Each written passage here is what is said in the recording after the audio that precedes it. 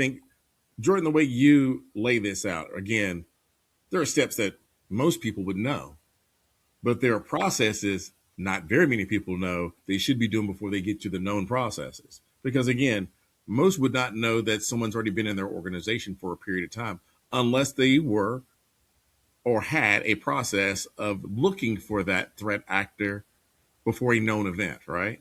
So proactively Correct. looking for that threat actor to be in Well, it's there. like that letter you got. I mean, it's Yeah. very, very old, and they probably, whoever, whatever APT was had successfully compromised the perimeter, they were probably in for 6 to 7, 8 months before they were ever actually detected, which is kind of a common dwell time, Yep. depending on Mhm. which APT group, and then once an investigation happens. So like the fact that you're now just getting that letter is actually somewhat not surprising.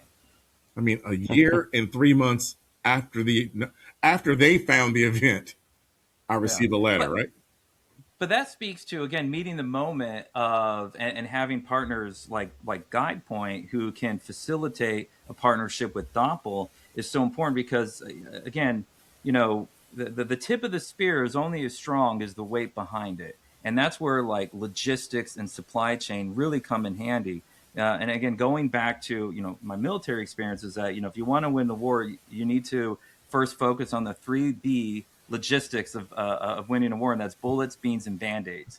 For every one infantry man that you have in the field, you need at least a team of 1,000 people that is supplying that front line. And again, in your cyber security organization, how fast? Let's just say a new need is met. Especially with going back to executive protection, we have online harassment is now picking up. Obviously, with the United Healthcare incident last year, this is a real critical aspect where a lot of board members and executives and CEOs like, hey, how are you as the organization going to keep me safe?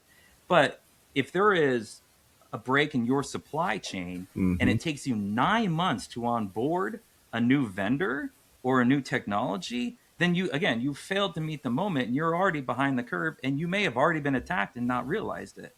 And with executive protection, like that is now expanding the attack surface to where it's like I used to could just focus on making sure nobody got in my house, but now it's like I now need to know and have a reach within my entire neighborhood, and I need to have companies and vendors and contractors in those areas of focus, and actually be able to empower them to help me. Right.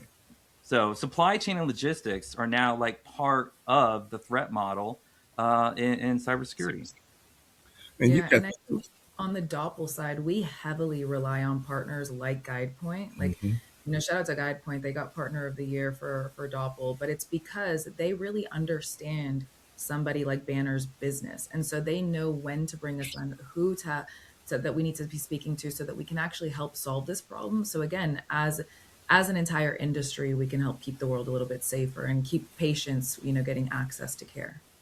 And Stephanie, it sounds like you got a very your Batman tool belt is full of tricks and tips to help Definitely. partners like Banner here, and to bring in the guide points to give you that rigor and structure to say, hey, we're going to go to these facilities, and here's the work we can do there, and that's where Jordan needs that help. The industry needs partners like you guys that are looking over their shoulder. They're invested in the mission of protection of patient data, the systems, the infrastructure to ensure that we've done what we need to do to protect against these threat actors.